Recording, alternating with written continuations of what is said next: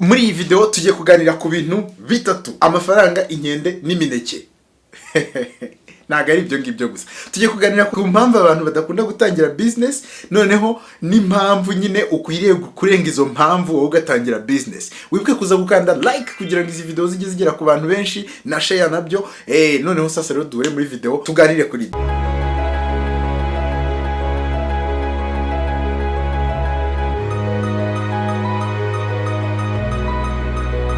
Nguhaye ikaze niba ari ubwa mbere wagera hano no tuganira ibintu byinshi bitandukanye ariko bijyana n'amafaranga na business n'akazi.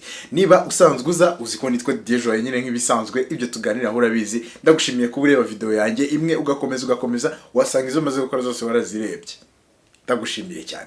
Uyu munsi rero navuze ngo tugiye kuganira ku bintu bitatu: amafaranga, inkende n'imineke. Icyo ntago ari igitekerezo cyanjye, ni igitekerezo cy'umugabo w'umuherwe wa mbere uyu nguyu uri kubona mu Bushinwa witwa Jack Ma.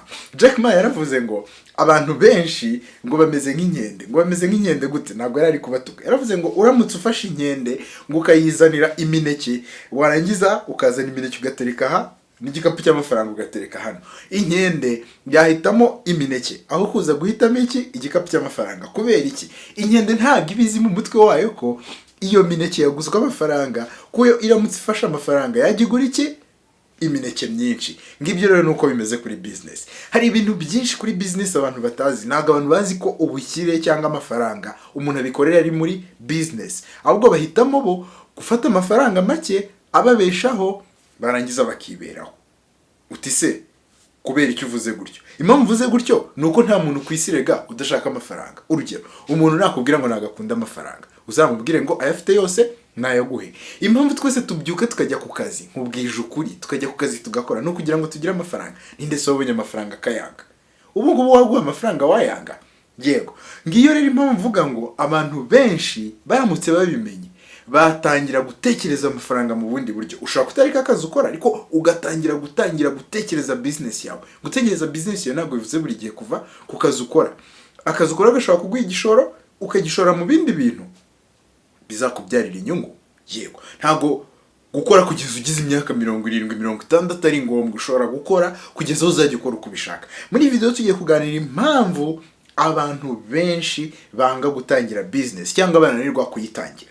Kuki rero iyi video nayikoze? Iyi video ishingiye ku kwitegereza cyangwa observation nakoze kuva mu myaka 6 ishize, cyangwa se ni nk'irindwi, ni imyaka 7 ishize. Ntago ari ubushakashatsi, ntago nyende umushakashatsi, ahubwo ni kwa kundi witegereza ibintu ugakuramo isomo. Rero iyi video nayitekereje igihe kinini. Impamvu abantu batinya gutangira business cyangwa bakanabigendera kure ni impamvu zigera kuri 3 nge nabonye. None nimara kuzikubwira ukumva muri izo mpamvu hari iyo wibonyemo, ndaza kukubwira uburyo numva ushobora kuyisimbuka iyo mpamvu nyine ugatangira business yawe. Iyi mpamvu ya mbere ni iyihe? Ni ukwanga gufatanya. Nayibonye gute rero? Kera igihe natangiraga business ntabwo nari ndi umuntu wa danger. Oya, nta nubwo mu buzima bwanjye ndi umuntu wa danger. Ntabwo nzi ibintu byinshi, ntabwo ndi umuntu kaze. Oya, ndi umuntu usanzwe. Igihe natangiraga gukora, abantu benshi b'inshuti zanjye nashaka gufatanya nabo bari abantu bafite ama degree meza cyane, bakora akazi keza cyane, bahembwa amafaranga menshi. Noneho najya kumubaza ngo dufatanye, nanjye nkumva binteye isoni. Ni gute wabwira umuntu ngo mufatanye muzamara amezi 6 nta kintu muri kwinjiza? Ntabwo yagukurikira, sibyo? Biragoye ko kubimwumvisha akagukurikira. Yego, afite akazi ntikamuhemba ibifaranga byinshi, ariko ni keza. Gusa bamubwira ngo dukorana amezi 6 nta kintu ndi kwinjiza, benshi banga ko mufatanya. Ndavuga rero ubwo bariya bakaze batari kubyemera, reka nge noneho kubo tujya kungana. Nabo barabyangaga. Babyangiraga iki? Akenshi umuntu aba yumva we yishoboye. Tuvuga urugero, niba nshobora gukora nkabona 500, sinishoboye se?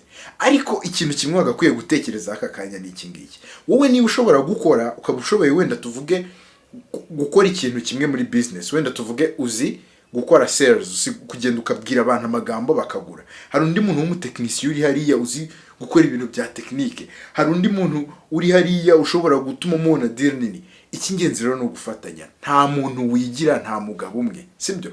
Jya buri gihe wemera gufatanya n'abandi. Urebe umuntu ufite icyo kurusha mu nshuti zawe n'undi mufite intumbero imwe, ariko buri wese azane icyo arusha undi. Mufatanye. Yego, gufatanya, mugafatanya bituma mushobora gukora business. Wibuke icy'ingenzi si amafaranga ubona ku giti cyawe make, yani twagereranya n'imineke. Ntukabinyende, amafaranga makeya ntago afite agaciro. Fatanya n'abandi mukorera amafaranga menshi mufatanyije. Wibuke no muri biye bavuga ko babiri baruta umwe, si byose muri babiri muri batatu muba muri gukora ikintu kinini kuruta umuntu umwe.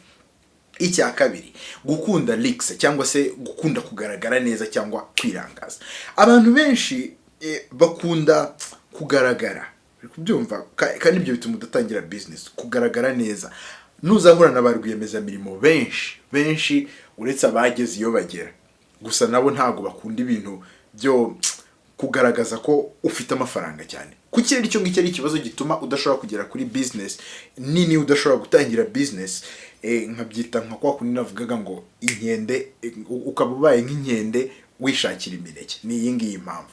No kuvuga ngo umuntu ukunda kugaragara neza, noneho hateye Instagram, ubwo n'izindi social media ugomba buri gihe kugaragara aho wasohokeye, mbese guspending amafaranga menshi. Impamvu datangira business ngo cyangwa se ngo n'igihe itangiye ikomeze, nuko gukora business bisaba kwihangana, bisaba kumara igihe utari kwinjiza amafaranga menshi nyine yo guspendinga mu bindi bintu. Rero bisaba gutuza ukamenya ko ubuzima urimo n'ubwawe, sibyo? Ako se ubundi bitekerezo, iyo ugiye ugafata amafaranga yawe ukayakoresha nabi, warangiza, ntabwo mvuze ko yakoresha nabi, ntunyumve nabi, ukayakoresha mu buryo butuma atabyara andi, sibyo? Kuko ikintu cyose washyize mu kanwa kikagenda cyangwa wirangaje kiba gifite agaciro, ariko mu buryo yakoresheje mu gihe atari kubyara andi, ari kugira ngo intego yawe yambara ari kugira wereka abantu ko ukaze, wereka abantu ko uri gutera imbere, kandi nyine ari ukubibereka gusa uzi ko ayo mafaranga yagiye atari bubyara andi. Nutaha ukaryama urumva uri bumeze neza, ukaba uzi ko nyine utegereje undi mushahara yandi wayamaze, gusa urumva umeze neza. Yego ba bantu barakubona bavuga ngo arakaza, ariko we mu mutima urabizi ko nta kintu cyadanje. Rero niba ushaka gutangira business kugira ngo ureke kuba nka yanyende nakubwiraga, ukorera amafaranga, ikihe reka kwigaragaza cyane. Oya, jya ukora ibyawe birangire, ureke kwita ku kuntu abantu bakubona cyane. Kwita ku kuntu abantu bakubona cyane bituma nta kintu utangira. Ikindi rero ni ikihe gituma abantu benshi bamera nka yanyende ku mineke aho kugira ngo bafate amafaranga, ni ugufata risk, gutinya gufata risk. Risk rero, impamvu abantu benshi batinya gufata risk, navuga buri muntu wese aba afite abantu, nigeze kubivuga muri video, abantu yakuranye nabo bafite ukuntu bamubona, akavuga ati si ubungubu koko nintangira ibi bintu ngahomba. We jya ufata risk, sibyo? Utangira ikintu n'igihombo uzaba wize, iyi experience uyikoresha ibindi bintu. Urabyibuka urugero tuvuze muri iyi video twize kuramutse ufashe amafaranga ukayaha inkende, warangiza ukayiha n'imineke, ihitamo imineke. Rero wowe ntugahitemo imineke, kuko intego yacu yo kujya ku kazi, intego ituma ukora ukagira imyaka 50-60 ukiri ku kazi ari amafaranga, jya uyashaka, sibyo? Nta mubwiye ngo yakunde kuruta abantu, ariko jya uyashaka, umenye uburyo bayashaka, umenye uburyo bayamultiply. Niba ari ubwa mbere wareba iyi video, niba ari ubwa mbere waza kuri channel yanjye, ngibyo byo tuganira hano, ukuntu muratangira business, ibindi mbese tuganira ibintu byinshi. Bibuke gukora subscribe hano, cyangwa se gukanda kuri iyi video nabwo urebe ikindi kintu kijyanye n'amafaranga. Mubwira iki rero, tunane muri video ikurikiraho. Ndagushimiye, ciao ciao, bye bye.